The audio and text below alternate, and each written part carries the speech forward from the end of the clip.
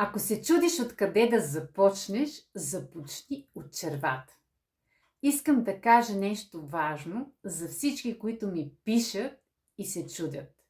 Коя програма е за мен, откъде да започна?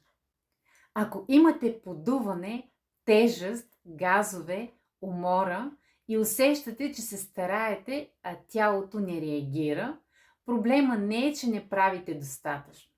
Проблема е, че започвате от неправилното място.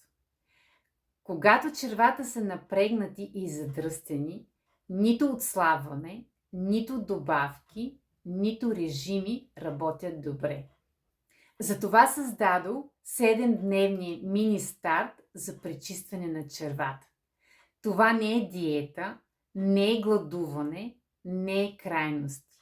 Това е спокоен старт с ясно водене ден по ден, за да се отпусне храносмилането и тялото да започне да се освобождава.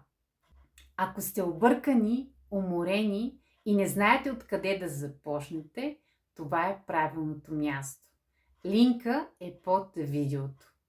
Ако се колебаете, пишете ми налично.